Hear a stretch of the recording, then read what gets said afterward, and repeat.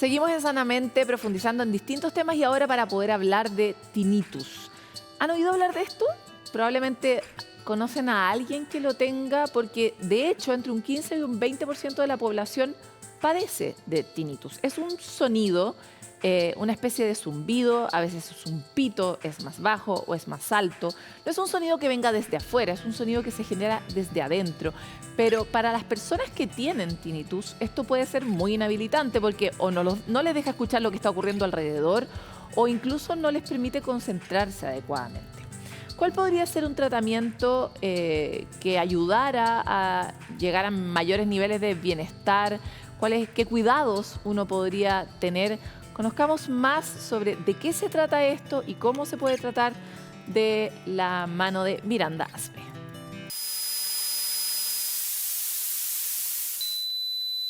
Probablemente hayas oído este sonido, después de un concierto, luego de ir al estadio o en una fiesta con música alta. Y aunque lo común es que luego de un rato este sonido te abandone, hay veces que persiste y se transforma en un problema. 120 millones de personas a nivel mundial tienen tinnitus en un grado que limita y dificulta la vida diaria. En Chile, entre el 1 y 2% de la población enfrenta este síntoma de manera constante.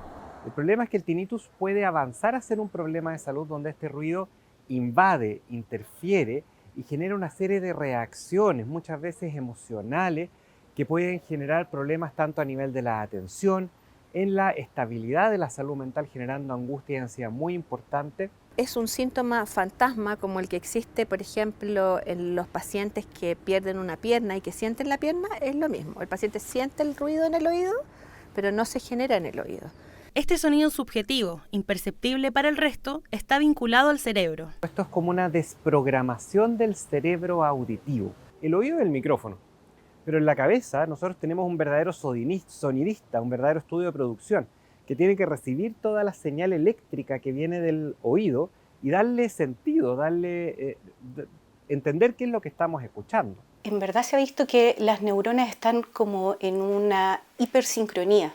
Aunque las investigaciones siguen profundizando para encontrar su origen y soluciones, hay diferentes causas identificadas. Puede ocurrir porque hubo un trauma, puede ocurrir por causas que todavía están en investigación idiopática. Dentro de las causas cerebrales del tinnitus, tenemos que pensar en la corteza primaria auditiva primaria y la corteza auditiva secundaria, corteza cingulada, corteza parihipocampal, ínsula, y también áreas frontales que tienen que ver con la atención y las emociones. Entonces, tengo causas, por decirlas así, orgánicas, es decir, hipertensión, diabetes, una serie de causas que nosotros le llamamos metabólicas, que van a causar que se genere el ruido.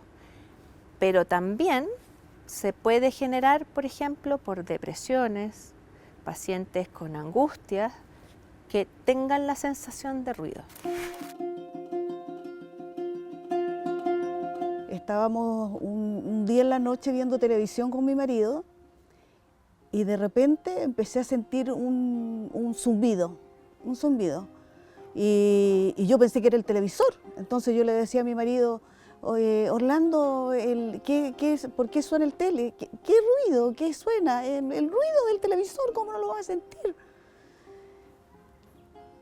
Y de ahí, de esa noche, no desapareció nunca más el zumbido hasta el día de hoy. Fonoaudiólogos, otorrinolaringólogos, psiquiatras y neurólogos fueron parte de los especialistas que Anielka consultó durante 2 años hasta tener certeza de que era tinnitus. ¿Has oído el gong, no es cierto? Un gong, entonces cuando y te queda ese sonido como metálico al final, ese es el sonido que siento yo. Un sonido que afecta la rutina, que perturba, que captura la atención y limita las tareas diarias de las personas que lo sienten. Lo que uno escucha está muy modulado, por ejemplo, con la atención que yo le ponga. Cuando hay reacciones emocionales intensas, cuando esto nos empieza a preocupar, cuando esto cautiva nuestra atención, van generándose un círculo vicioso dentro del cerebro que aumenta la señal del tinnitus, que lo saca de lo que hay que filtrar y lo pone muy como protagonista, al punto que puede capturar toda la atención y todos los recursos del cerebro. Pacientes que no pueden dormir, no pueden no solamente no dormir, sino que además no pueden hacer su vida diaria, no son capaces de concentrarse. No es infrecuente que si yo tengo un ruido y me estreso, el ruido aumente. Todas situaciones que experimentó Alienka. Los 3 primeros años, fueron caóticos porque yo era como que no podía,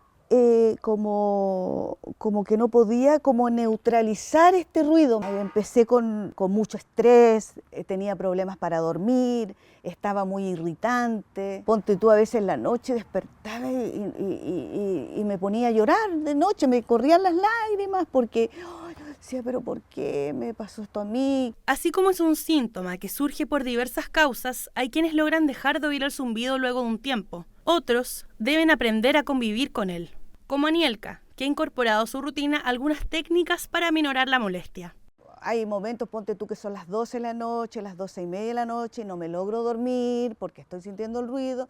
Entonces ahí yo prendo la radio en el teléfono y me la pongo acá y empiezo como a concentrarme en la música que estoy escuchando, ¿me entiendes tú?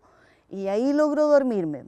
El escuchar música en la noche antes de irme a dormir, música a bajo volumen, ojalá un volumen que esté cerca de la intensidad del tinnitus, puede generar alivio y puede ayudar al cerebro a irse reprogramando incluso solo. Hoy en día sabemos que algunas terapias cognitivo-atencionales, cognitivo-conductuales, algunas terapias psicológicas específicas y la gran novedad en los últimos años, las terapias de sonido, que son terapias de música modificada o terapias con sonidos específicos, pueden reprogramar al cerebro auditivo e irlo reseteando para que vuelva a su estado normal, donde esta señal de tinnitus sea o borrada o adecuadamente filtrada. Al ser un síntoma imperceptible para los demás, no siempre es fácil la empatía. Sin embargo, el apoyo y contención de los cercanos son cruciales para enfrentar el impacto que genera en la salud mental. Una paciencia enorme, una paciencia tremendamente importante de los cercanos. Y ellos fueron súper apañadores conmigo porque me acompañaban al médico a tomarme los exámenes. Una de las cosas más importantes es el bienestar emocional y mental. Ejercicio, aprender a sentirse uno mismo, aprender a conocerse uno mismo, qué cosas me estresan, qué cosas no me estresan, cómo llevo mi vida, cómo vivo mi vida, y aprender que hay ciertas cosas que me lo van a gatillar o me lo van a aumentar.